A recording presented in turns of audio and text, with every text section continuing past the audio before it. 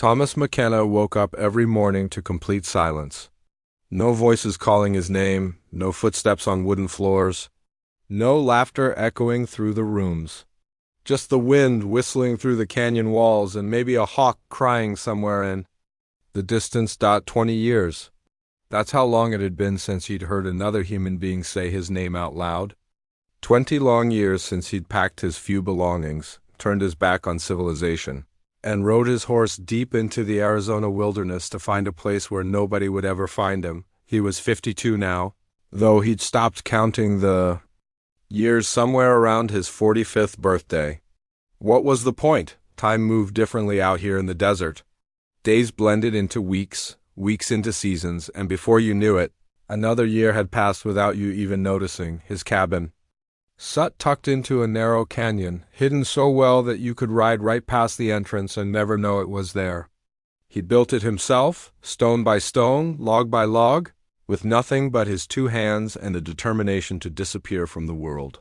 The walls were thick enough to keep out the desert heat in summer and the bitter cold in winter. A small creek ran behind the cabin, providing fresh water year-round. It was perfect for a man who wanted to be left alone, but Thomas hadn't always been a hermit. Once upon a time, he'd been a cavalry scout for the U.S. Army. Riding ahead of the troops to map out trails and watch for trouble, he knew every rock formation, every water source, every hidden pass between here and Mexico. The Apache called this land home, and Thomas had learned to respect that. Unlike some of the soldiers he'd worked with, he'd never seen the Apache as savages or enemies. They were just people trying to protect their families and their way of life, same as anyone else. That's probably why they'd left him alone all these years. When Thomas first built his cabin, the Apache bands that moved through the area had watched him carefully. A few brave warriors had even approached his cabin, testing to see what kind of man he was. But Thomas had learned their language bit by bit, had shown respect for their customs, and had never once betrayed their trust when soldiers came asking questions about Apache movements over the years. A strange understanding had developed between Thomas and his Apache neighbors. They weren't exactly friends, but they weren't enemies either. Sometimes hunting parties would stop by his cabin to trade for coffee or tobacco. Other times he'd find small gifts left by his door, a pair of warm moccasins, some dried meat, or herbs that were good for treating cuts and bruises. They knew he was harmless, just a tired old soldier who wanted to be left in peace. Thomas had learned to live off the land in ways that would have amazed his younger self. He trapped rabbits and caught fish from the creek. He knew which cactus fruits were safe to eat and which desert plants could be ground into flour. In the fall, he'd gather pine nuts from the high country, storing them in leather bags for the long winter months. He'd even learned to make his own soap from animal fat and ashes, though he didn't use it as often as he probably should have. His horse, an old brown Marais named Dusty, was probably his closest companion. She'd been with him for 12 years now, and they understood each other without words. Every morning, Thomas would brush her coat and check her hooves while she nuzzled his shoulder, looking for the apple or carrot he usually had hidden in his pocket. Sometimes he'd catch himself talking to her like she was a person, telling her about his plans for the day or sharing memories from his past life. The loneliness crept up on him in strange ways. Sometimes he'd wake up thinking he'd heard someone calling his name, only to realize it was just the wind. Other times he'd find himself having entire conversations out loud, playing both sides of an argument about whether to fix the roof before winter or wait until spring. His voice had grown rusty from lack of use, coming out as a croak when he did speak, but mostly Thomas had made peace with the silence. He'd read the same 5 books so many times he could recite whole chapters from memory. He'd carved wooden bowls and spoons, not because he needed them, but because it gave his hands something to do during the long winter evenings. He'd even tried his hand at drawing, sketching the animals and landscapes around his canyon. Though he wasn't much good at it, the world beyond his canyon had become like a dream, something that might have happened to someone else in another lifetime. He'd heard stories from passing traders about railroads being built and new territories becoming states, but it all seemed as distant as the moon. Sometimes he wondered if anyone he'd known back in his army days was still alive. Did anyone remember Thomas McKenna, or had he been forgotten completely? His daily routine had become as fixed as the sunrise. Wake up before dawn, tend to Dusty, check his traps, maybe do some hunting or fishing if supplies were running low. In the afternoons, he'd work on maintaining his cabin, fixing loose boards, patching holes in the roof, or chopping firewood for winter. Evenings were for reading by lamplight until his eyes grew too tired to focus on the words. Physical work kept his body strong, but Thomas could feel age creeping into his bones. His joints ached more on cold mornings. His hair had gone completely gray, and his beard now reached halfway down his chest. His hands, once smooth and quick with a rifle, were now gnarled and scarred from decades of hard labor. Sometimes he'd catch a glimpse of himself in the creek's reflection and barely recognize the weathered stranger looking back at him. Winter was always the hardest time. The short days and long nights seemed to stretch on forever. Snow would pile up around his cabin, sometimes trapping him inside for days at a time. That's when the silence felt heaviest, pressing down on him like a physical weight.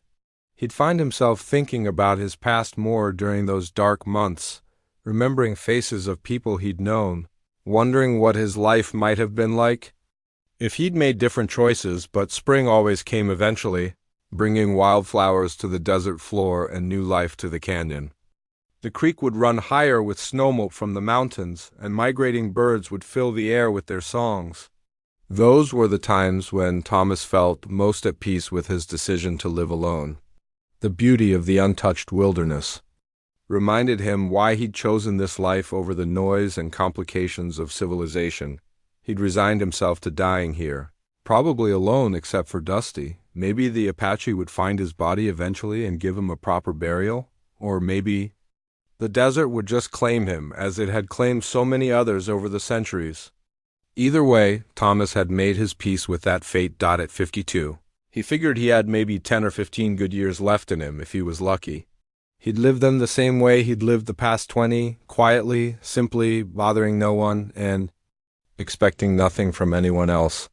The idea that his entire world was about to change in the most unexpected way possible never crossed his mind. After all, what could possibly happen in a place where nothing ever changed? Thomas woke up that Tuesday morning the same way he'd woken up for the past 7,000 mornings, alone. The sun was just starting to peek over the canyon rim, painting the red rock walls with streaks of gold and orange. He stretched his aching back, pulled on his worn leather boots, and shuffled outside to start his daily routine. But something felt different today. Call it instinct, or maybe just the sixth sense that comes from living in the wilderness for so long, but Thomas could feel it in the air. The desert had its own rhythm, its own sounds, and today that rhythm was slightly off.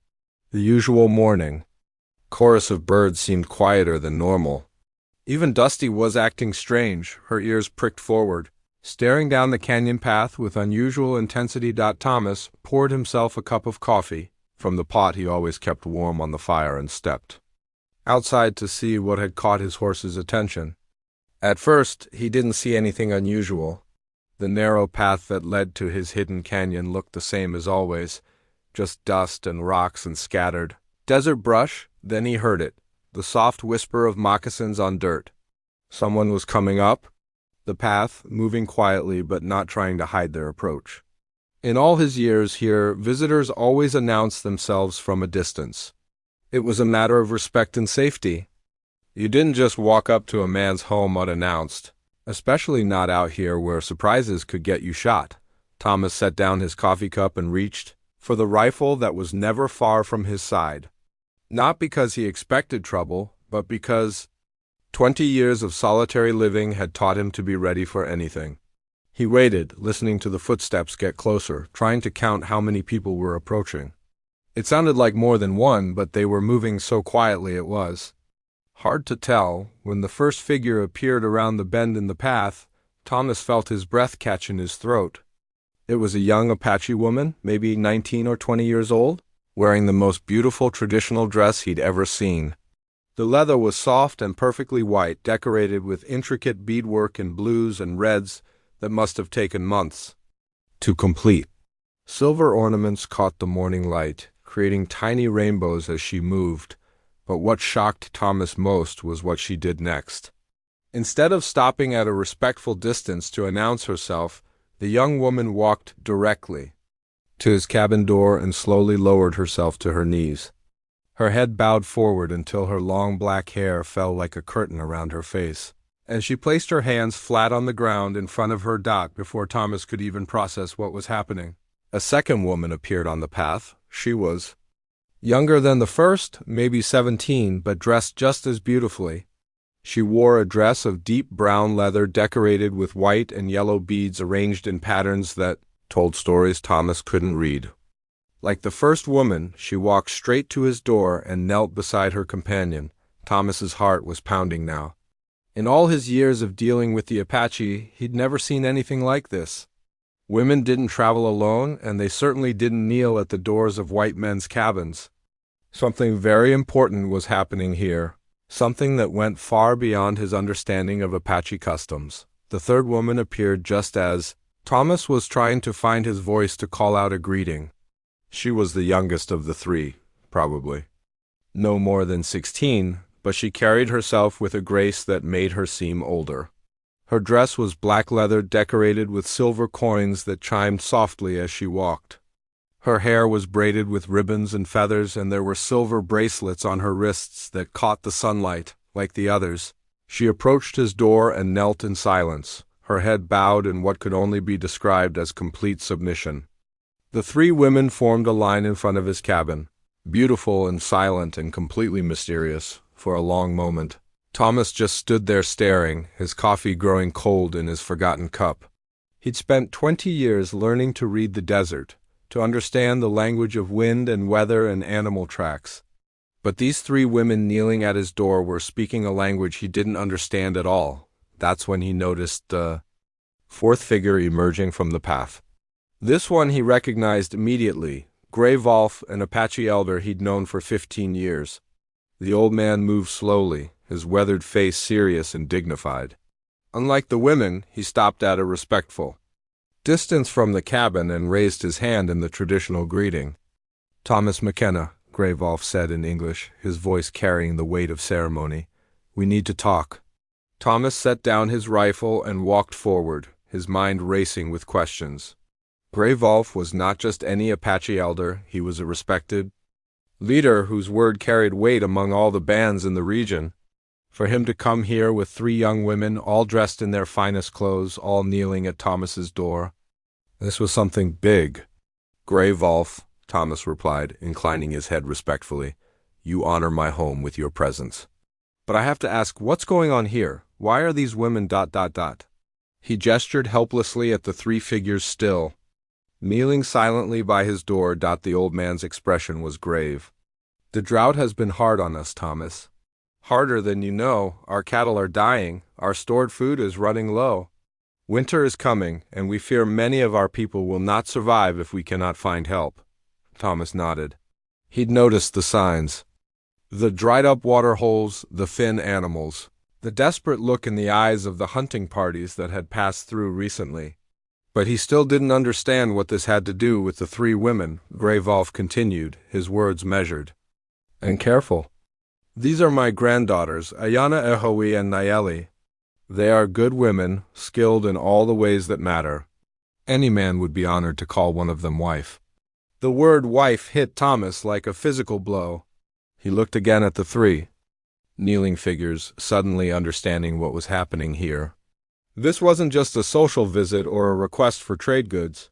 This was something far more serious, far more life-changing than anything he could have imagined.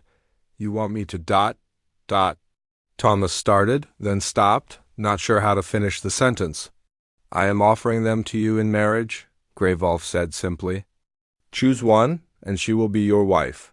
In return, you will help us through the hard times ahead. Your supplies, your knowledge, your connections with the traders who pass through, these things could save many lives."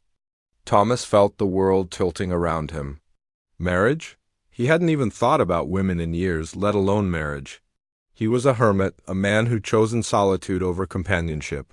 He was 52 years old, set in his ways, comfortable with his quiet life.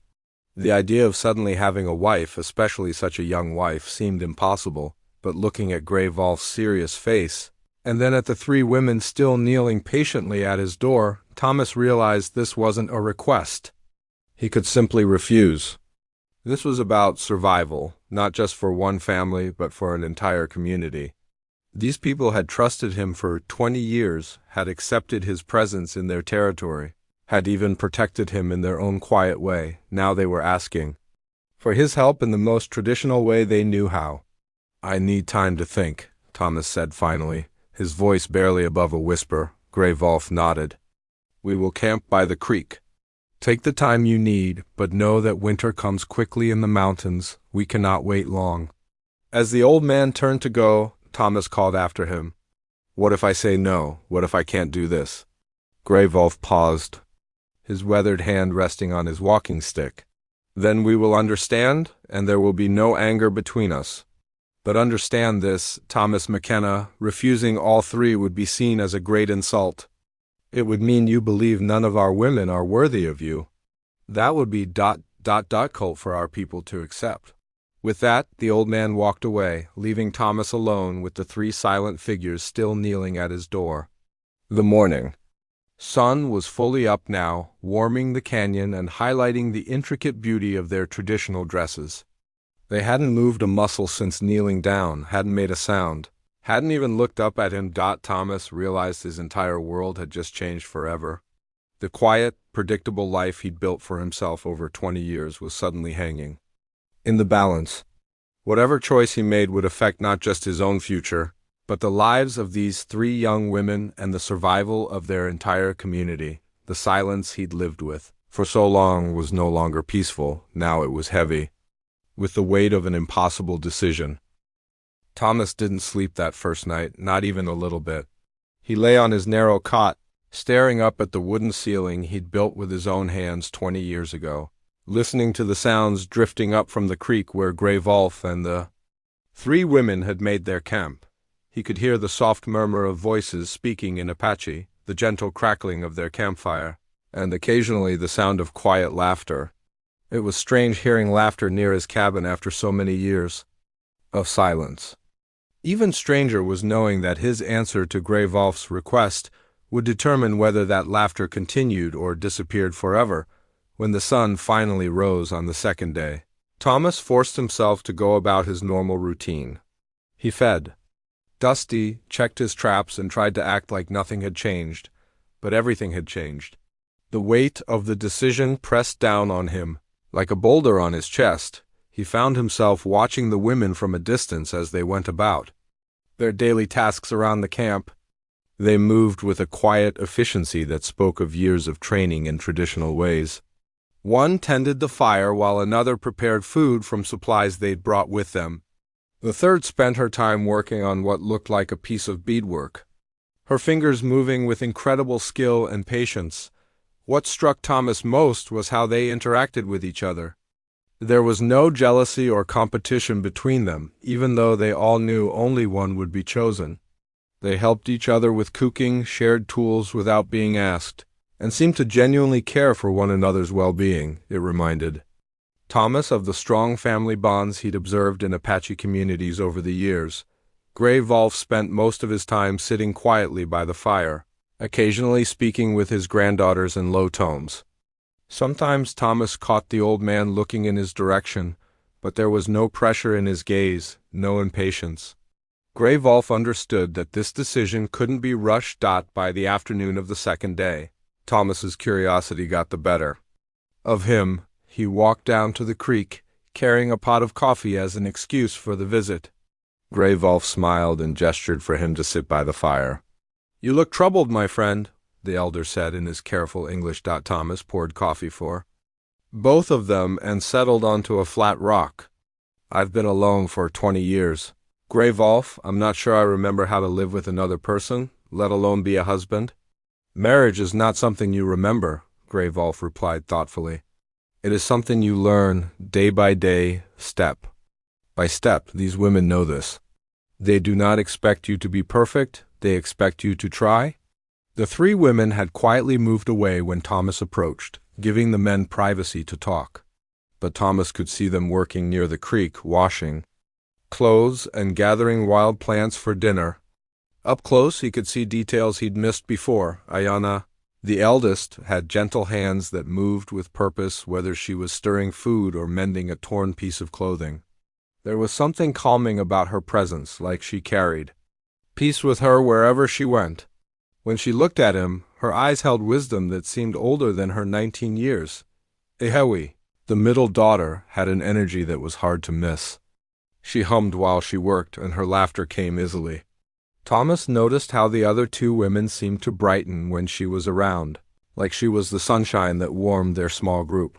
Her beadwork was incredibly detailed, showing an artistic talent that was rare and valuable. Nayeli, the youngest, moved like a dancer even when doing simple tasks like carrying water or gathering firewood. She had a way with animals that reminded Thomas of his own connection with Dusty. A curious ground squirrel had actually approached her while she worked, sitting just a few feet away as if drawn by some invisible force. "Tell me about them," Thomas said to Grey Wolf. "Really tell me. Not just that they're good women, but who they are."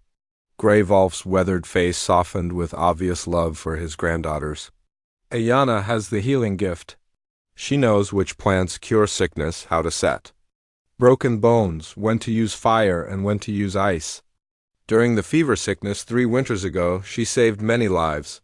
She sees pain in others and wants to fix it." He pointed toward HFY, who was laughing at something while she worked. "That one has magic in her fingers. The clothes she makes, the baskets she weaves, the beadwork she creates. Traders come from far away just to see her work. But more than that, she brings joy wherever she goes. Even in the darkest times, she finds reasons to smile." Finally, his gaze moved to Nayeli. "The youngest has the gift of understanding. Animals trust her, children follow her. She can look at a person and know what they need before they know it themselves. She would make any man feel truly known." Thomas sipped his coffee, processing this information. These weren't just 3 random women being offered to solve a problem. Each one was special in her own way. Each one would bring something different to a marriage. That night, Thomas walked along the creek bank, thinking harder than he'd thought about anything in years. The practical part of his mind told him to refuse. He was set in his ways, comfortable with his solitude, too old to start a family. What did he know about being a husband? What could he offer a young woman who deserved so much more than a grizzled hermit? But another part of his mind, a part he'd buried deep during his years alone, whispered different thoughts. When was the last time he'd shared a meal with another person? When was the last time someone had cared whether he came home safely from hunting? When was the last time he'd had something to live for beyond just surviving another day? The 3rd day brought an unexpected test. Thomas was checking his rabbit traps when he heard shouting from the direction of the camp. He ran toward the sound and found Nayeli kneeling beside Dusty, who was lying on her side, breathing heavily. His old horse was clearly in distress, her eyes wide with pain. "What happened?" Thomas asked, dropping to his knees beside his beloved companion. "She stepped in a hole and fell," Grey Wolf explained. "The leg may be broken." Thomas's heart sank. Dusty wasn't just his horse, she was his friend, his companion through 20 years of solitude. If her leg was broken, there would be only one merciful thing to do, and the thought of it made his chest tight with grief. But Nayeli was already examining the injured leg with gentle hands, speaking to Dusty in soothing Apache words that seemed to calm the frightened animal. "Not broken," she said in careful English, "but hurt bad, twisted." For the next 2 hours, Thomas watched as all 3 women worked together to help his horse. Ayana prepared herbal remedies to reduce swelling and pain. HFY wove a support bandage from strips of soft leather. Nayeli stayed by Dusty's head, keeping her calm with gentle touches and quiet words. Their teamwork was seamless, like they'd done this 100 times before. They didn't need to discuss who would do what. Each woman seemed to instinctively know her role. And slowly, incredibly, Dusty began to improve. By evening she was standing again, putting weight on the injured leg. As Thomas watched his horse take her first tentative steps, He realized something had shifted inside him. These women hadn't just helped his horse, they'd shown him what it might be like to not face every crisis alone. For 20 years he'd handled every problem, every emergency, every challenge by himself. Today he'd had help. And it felt that night as he lay on his cot listening to the sounds from the camp. Thomas knew his decision was made. The question was no longer whether he would choose one of Grey Wolf's granddaughters. The question was which one, each woman had shown him something different over these 3 days. Ayana's quiet wisdom and healing touch. Artistic gift and joyful spirit. Naeli's intuitive understanding and way with living things. Tomorrow he would have to choose. Tomorrow his 20 years of solitude would end forever. And for the first time since Grey Wolf had made his offer, Thomas found himself looking forward to that moment instead of dreading it. The fourth morning dawned clear and bright, with a crisp desert breeze that seemed to carry the promise of change. Thomas woke before sunrise, as he had every day for 20 years, but this time he knew it would be the last morning he woke up. Alone, he'd made his choice during the long hours of the night, and now he had to follow through with it. His hands shook slightly as he poured his coffee, not from fear exactly, but from the weight of what he was about to do. After 2 decades of making decisions that affected no one but himself, he was about to make a choice that would change another person's life forever. When he walked down to the camp by the creek, the 3 women were already awake, preparing breakfast over their small fire. They looked up as he approached, and Thomas could see the quiet tension in their faces. Today, one of them would become his wife. The other 2 would return home, their futures still uncertain. Grey Wolf rose to greet him with the same dignity he'd shown throughout this entire process. "Have you decided, Thomas McKenna?" Thomas nodded, his throat suddenly dry despite the coffee he'd been drinking. He looked at each of the 3 women in turn, remembering everything he'd observed about them over the past 3 days. Her infectious laughter and artistic hands. Naeli with her gentle way with animals and intuitive understanding. And Ayana with her healing knowledge and calm presence that seemed to bring peace wherever she went. "I choose Ayana," he said simply, his voice carrying across the morning stillness. The eldest of the 3 women looked up at him with surprise, then slowly rose to her feet. There was no triumph in her expression, no sense of victory over her cousins. Instead, she looked almost solemn, as if she understood the full weight of what this moment meant.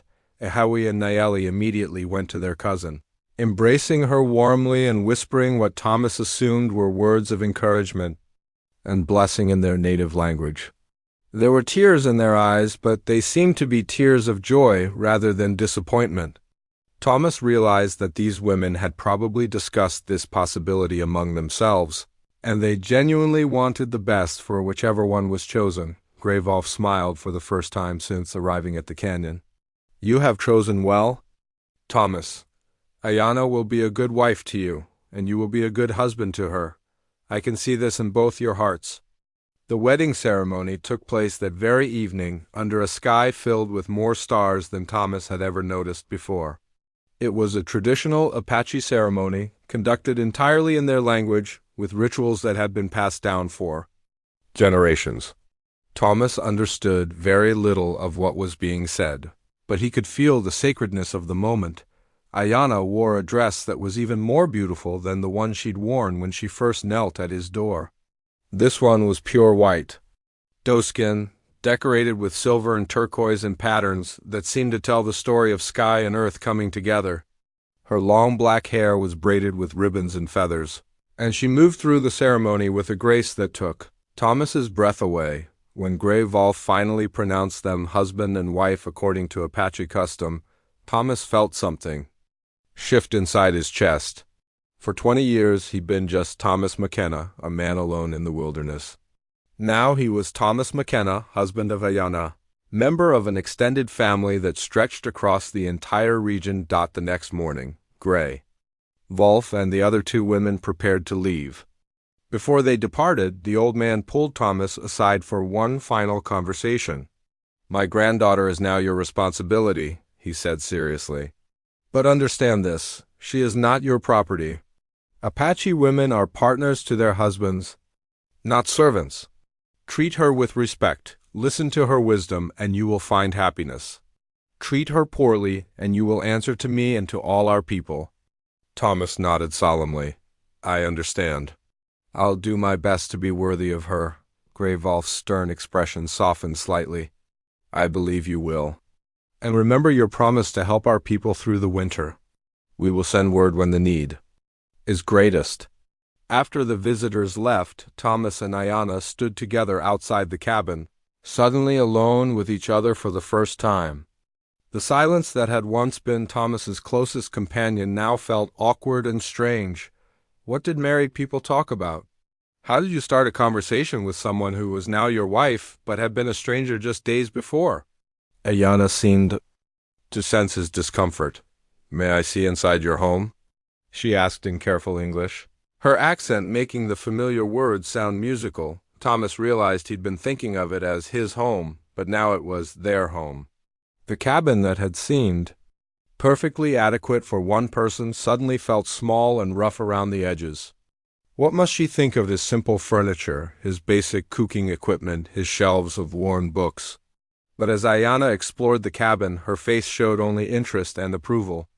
She ran her hands along the sturdy walls he'd built, examined the stone fireplace with its well-designed chimney, and nodded approvingly at the way he'd organized his tools and supplies. You built this yourself? She asked, and when Thomas nodded, she smiled. It is a good home. Strong, safe. It will protect us well. Us. The word hit Thomas like a physical sensation. For the first time in 20 years, there was an us in his life. The first few weeks were an adjustment for both of them.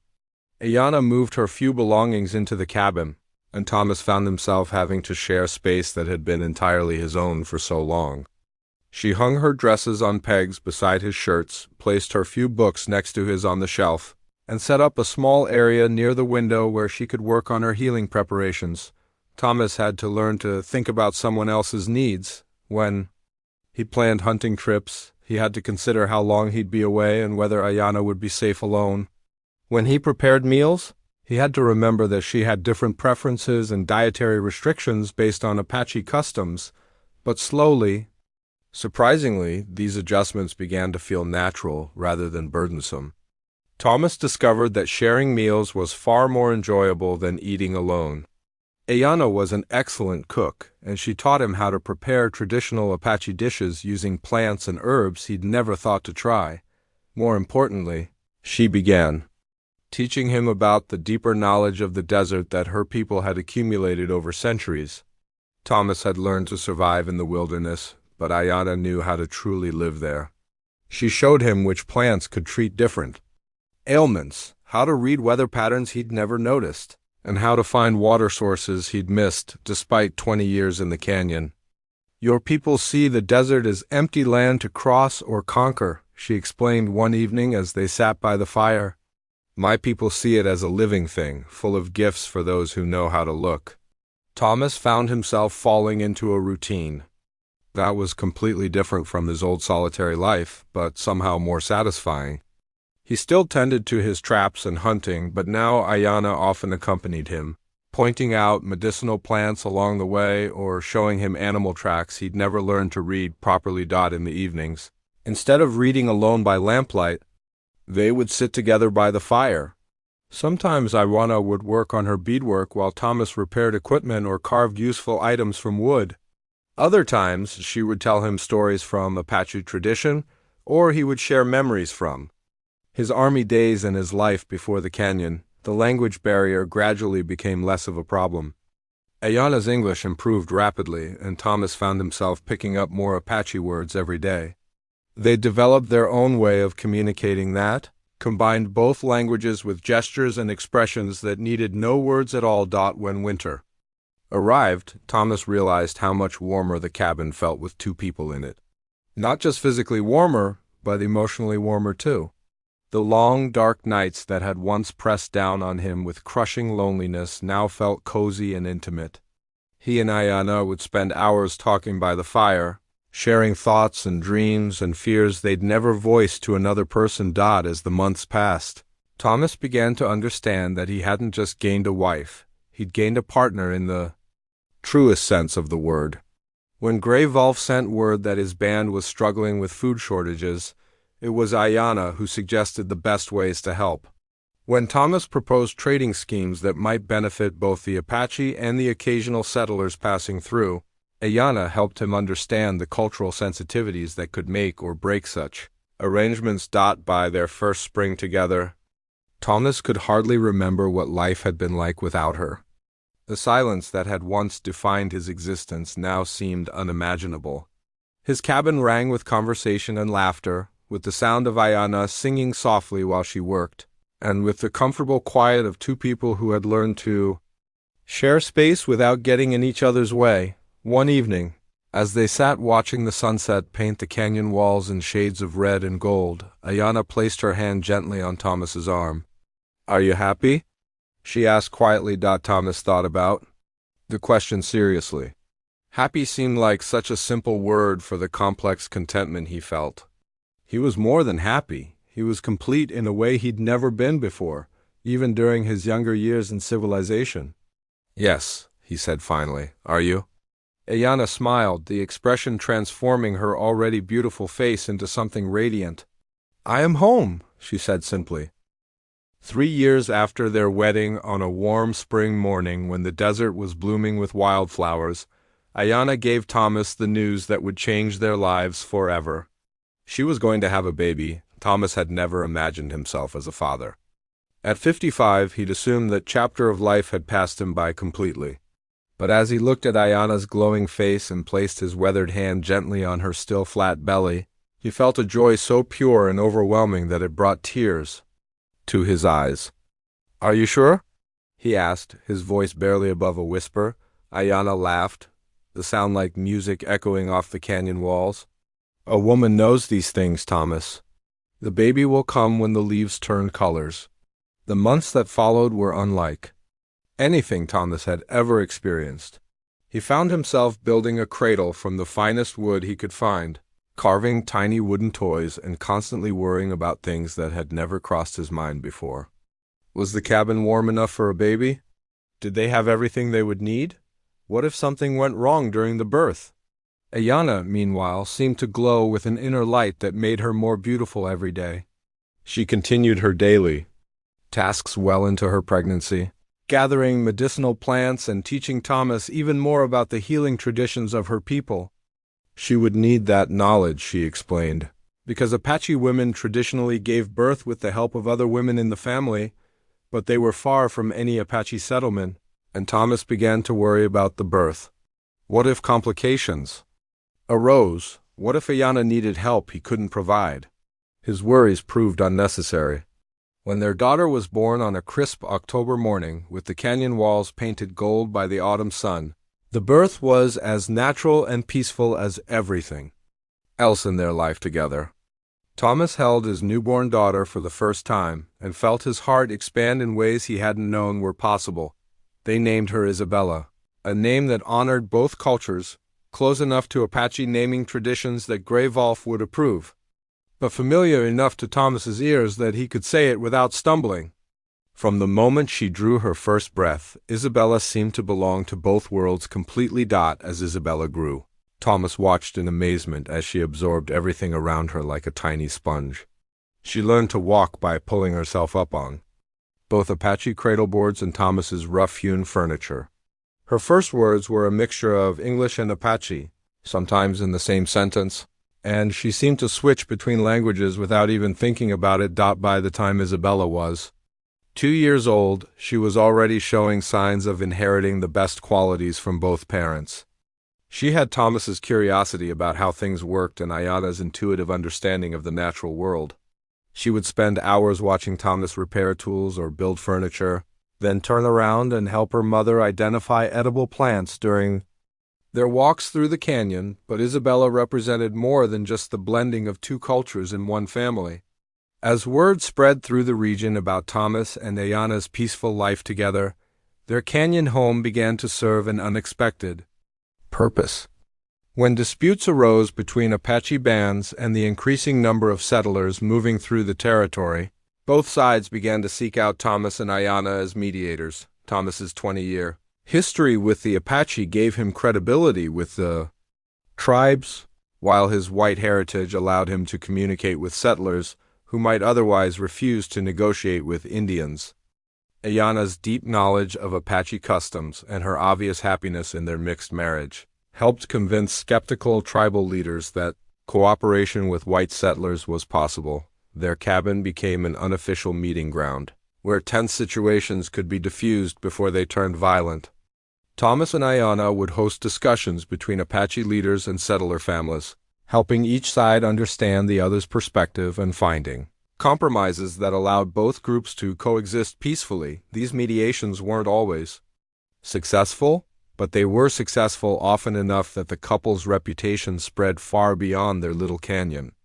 Traders began to route their journeys through Thomas and Ayana's territory, knowing they could find fair dealing and honest information about trail conditions and tribal movements. As Isabella grew older, she became an integral part of these negotiations.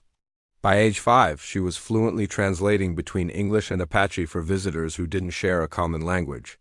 Her innocent presence seemed to put everyone at ease. It's hard to maintain hatred and suspicion when a cheerful child is playing at your feet. The railroad eventually reached the territory, bringing with it a flood of new settlers and the inevitable conflicts that arose when different cultures competed for the same resources.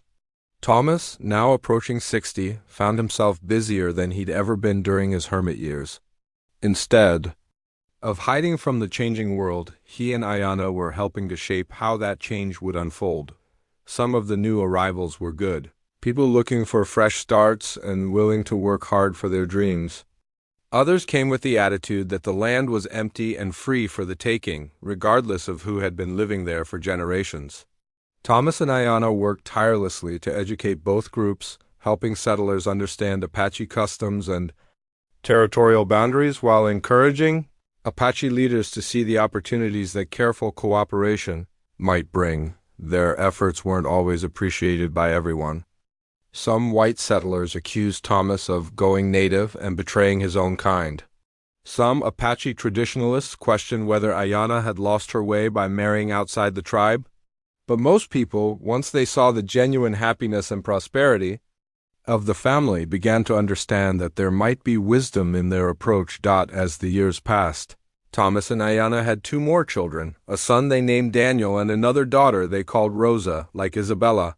Both children grew up completely comfortable in both cultures, speaking both languages, and understanding both worldviews as naturally as they breathed. The canyon that had once been Thomas's hiding place from the world gradually became the center of a small but thriving community. A trading post grew up near their cabin, then a small school where Isabella eventually taught Apache children English and settler children basic Apache phrases. A doctor settled nearby, learning traditional healing methods from Ayana, while teaching her some of the medical advances from back east. Thomas lived to see his oldest daughter marry a young man who was half Mexican and half Apache, continuing the family tradition of bridging different cultures. He watched his son Daniel become a respected trader who could negotiate with anyone from Mexican ranchers to Canadian fur trappers. His youngest daughter Rosa showed signs of becoming a healer like her mother, with an intuitive understanding of both traditional Apache medicine and modern medical practices. When Thomas finally passed away at the age of 78, he was surrounded by children and grandchildren who carried the heritage of multiple cultures in their blood and their hearts. His funeral was attended by Apache leaders, Mexican traders, white settlers, and even a few government officials who had come to rely on his family's wisdom in keeping peace in the region. Ayana lived for many years after Thomas's death, becoming a revered elder whose advice was sought by people from all walks of life. She never remarried, saying that Thomas had been the other half of her soul and she was content to wait for him in the spirit world, but her real legacy lived on in her children and grandchildren, and in the small town that eventually grew up around their canyon home. The settlement was officially named Harmony, though locals still called it Mikna's Canyon in honor of the hermit who had lived there alone for 20 years until the day 3 Apache brides knelt at his door. Visitors to modern-day Harmony can still see the original cabin where Thomas and Ayana raised their family. It's been carefully preserved as a historical site, with plaques explaining how one man's choice to embrace love over solitude helped shape the peaceful development of an entire region. The old trading post has become a museum displaying artifacts from both Apache and settler cultures, side by side in harmony, just as Thomas and Ayana had envisioned. Children from the local school, descendants of Apache, Mexican, and Anglo families, come to learn about their shared history and the couple who proved that differences in culture and background don't have to mean conflict and division. On quiet evenings, when the wind blows through the canyon just right, old-timers swear they can still hear the sound of laughter echoing off the rock walls, the laughter of a family that chose love over fear, cooperation over conflict, and hope over hatred. And sometimes, visitors report seeing an elderly Apache woman tending flowers near the old cabin, though she always disappears when they get close enough to speak to her. The locals just smile when they hear these stories. They know that some love stories are too powerful to be contained by something as simple as death. Thomas McKenna had spent 20 years learning to live alone, but his real education began the day he learned to live with others, and that lesson echoed through generations long after he was gone.